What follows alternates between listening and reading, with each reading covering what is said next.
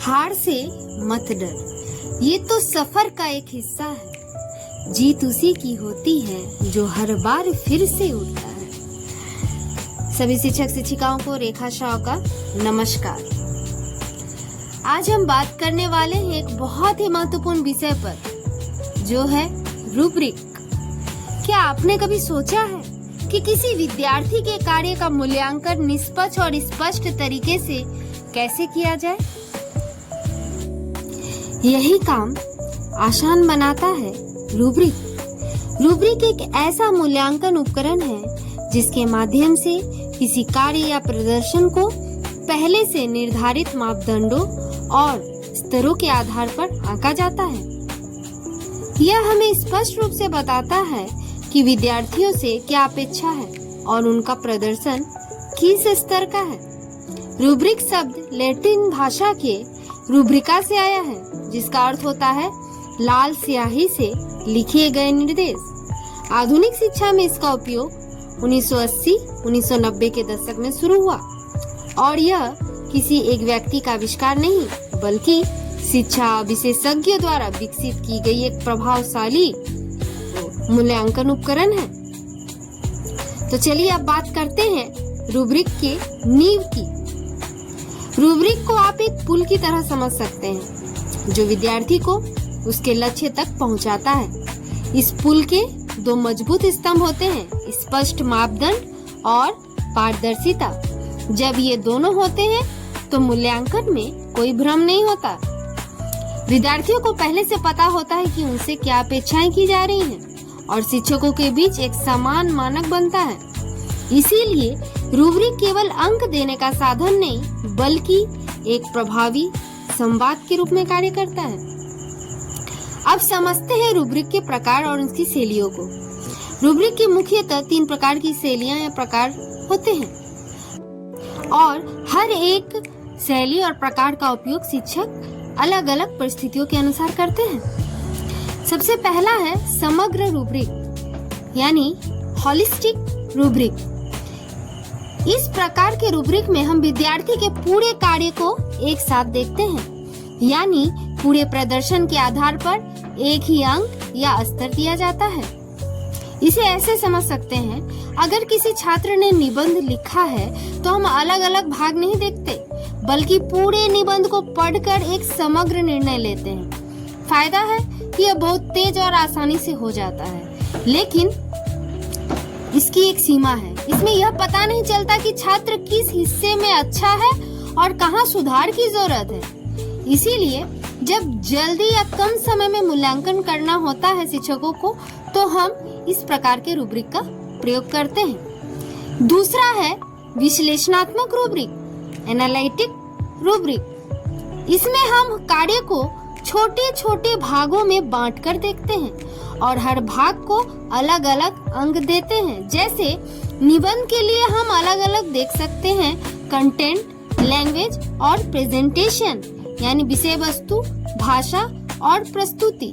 इस अलग अलग भागों में हम बच्चे को मूल्यांकन के द्वारा अंक दे सकते हैं। फायदा ये बहुत सटीक और स्पष्ट होता है। छात्रों को पता चलता है उसे कहाँ सुधार करना है।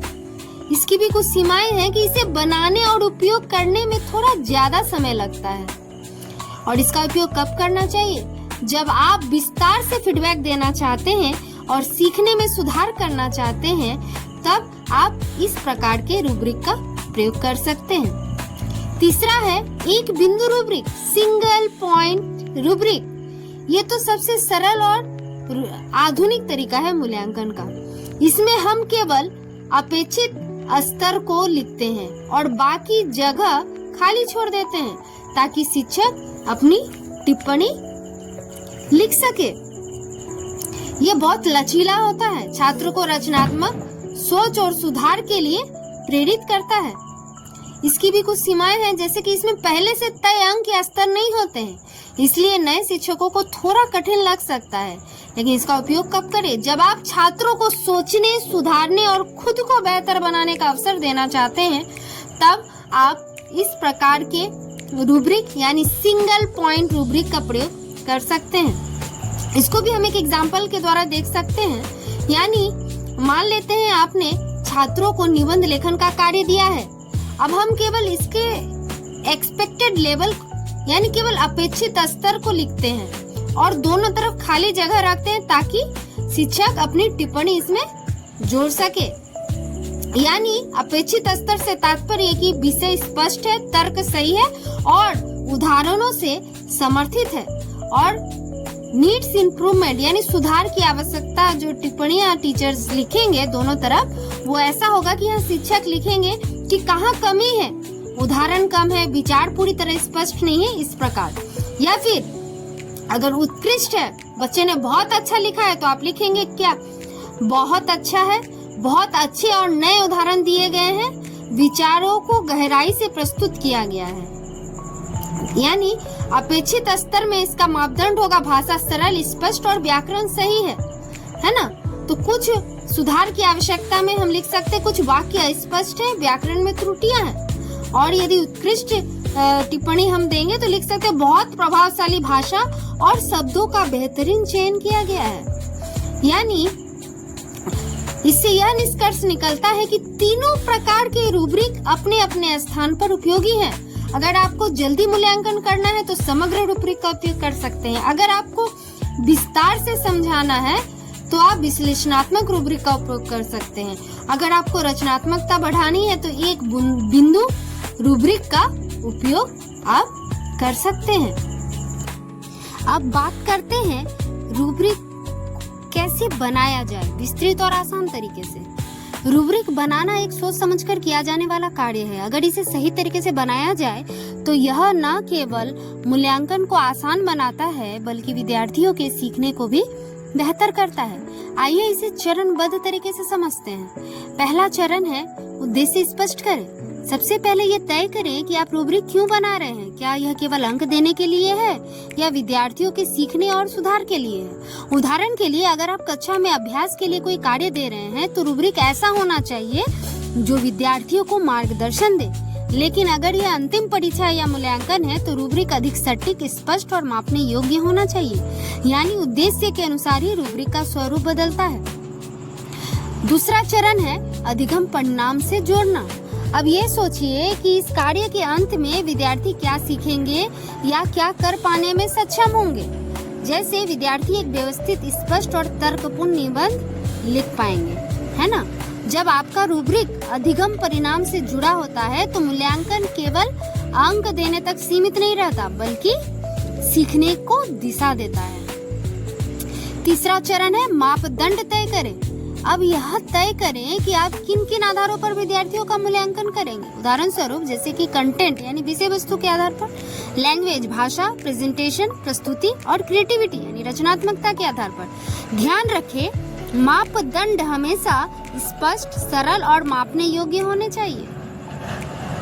चौथा चरण है प्रदर्शन स्तर, परफॉर्मेंस लेवल्स तय करें। अब हर मापदंड के लिए अलग अलग स्तर आप तय करें। जैसे सुधार की आवश्यकता, अच्छा, बहुत अच्छा, उत्कृष्ट। और केवल स्तर लिखना ही काफी नहीं, हर स्तर के लिए एक छोटा सा वर्णन भी दे। इससे विद्यार्थियों को यह समझने में आसानी होती है कि उन्हें अगले स्तर तक पहुंचने के लिए क्या सुधार करना है। अब बात करते हैं पांचवें चरण की, जो है रूब्रिक की समीक्षा करना। यानी जब रूब्रिक असेसमेंट टूल बना के आप तैयार कर लें तो उसे एक बार ध्यान से जरूर देखें कि अपने आप से कुछ सवाल पूछें। क्या भाषा स्पष्ट है? क्या सभी मापदंड जरूरी है? क्या ये छात्रों के स्तर के अनुसार है? अगर संभव हो तो किसी सहकर्मी शिक्षक से भी राय लें।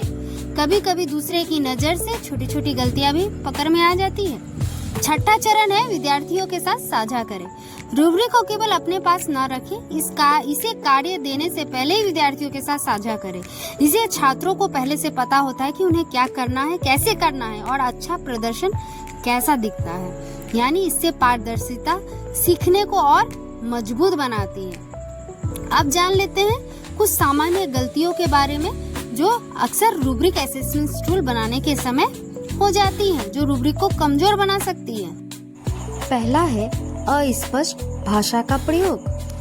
दूसरा बहुत ज्यादा जटिल बनाना, अधिगम उद्देश्यों से मेल ना खाना, केवल अंतिम मूल्यांकन तक सीमित रखना। हमेशा याद रखिए, रूब्रिक का उद्देश्य केवल अंक देना नहीं है, बल्कि विद्यार्थियों को यह समझाना है कि वे कैसे बेहतर बन सकते हैं। एक अच्छा रूब्रिक शिक्षक और विद्यार्थी के बीच एक स्पष्ट और प्रभावी संवाद की तरह काम करता है। जब रूब्रिक सही तरीके से बनाया जाता है तो मूल्यांकन केवल परिणाम नहीं बल्कि सीखने की प्रक्रिया बन जाती है। तो फिर आप सभी को बहुत बहुत धन्यवाद। मिलते हैं हम अगले वीडियो में, जिसमें हम जानेंगे कि कुछ ऐसे AI टूल्स के बारे में जिसके माध्यम से हम आसानी से रूब्रिक बना सकते हैं। सभी को नमस्कार, धन्यवाद।